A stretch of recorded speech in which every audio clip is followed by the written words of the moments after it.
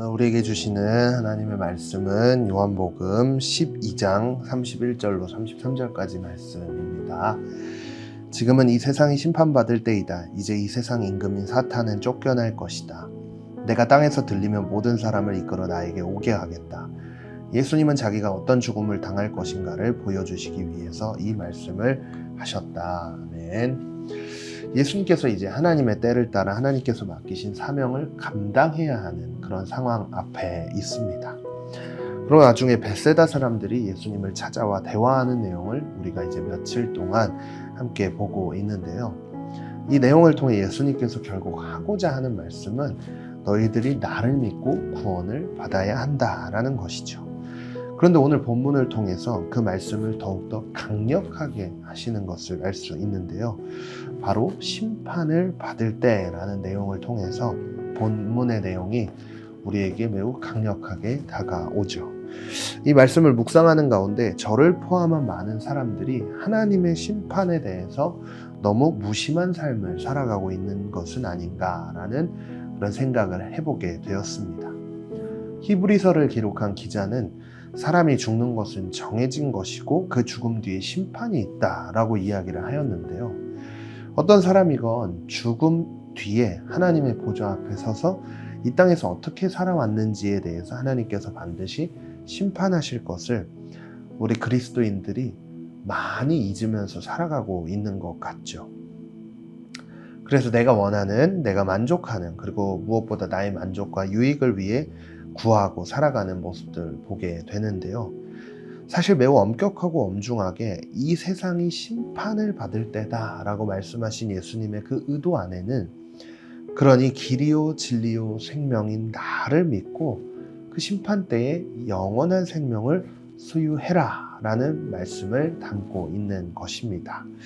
믿는 사람들, 예수 그리스도를 참 구주로 믿는 사람들에게 심판의 날은 심판의 때가 아니죠. 그 날은 구원의 날이 됩니다.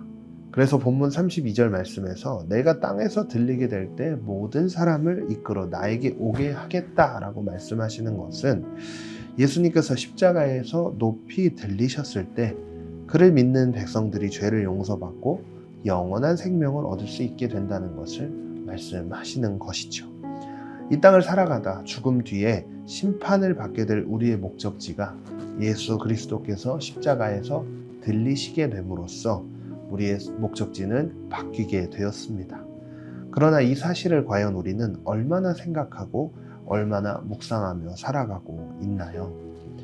지금 당장 내 눈앞에 닥쳐있는 여러 가지 상황들에만 분주하게 삶을 살아가고 있지는 않은지 돌아보아야 합니다. 오늘 우리가 이 말씀을 묵상해 가면서 전도사님이 여러분들과 함께 나누고 싶은 것은 예수 그리스도를 믿는다는 것 그 자체가 엄청난 특권이고 축복이다라는 것을 말씀드리고 싶습니다. 그래서 우리가 가진 이 신앙과 이 믿음이 결코 가볍지 않은 것임을 기억해야 합니다. 때론 세상을 살아가면서 우리가 믿고 있는 게 굉장히 어리석어 보일 때가 있거든요. 내 시간을 포기해야 하고 내 삶의 어떤 중요한 부분들을 다 내려놓아야 할 때, 그리고 무엇보다 이 믿음이 아무런 의미가 없다라고 느껴질 때가 있지는 않나요?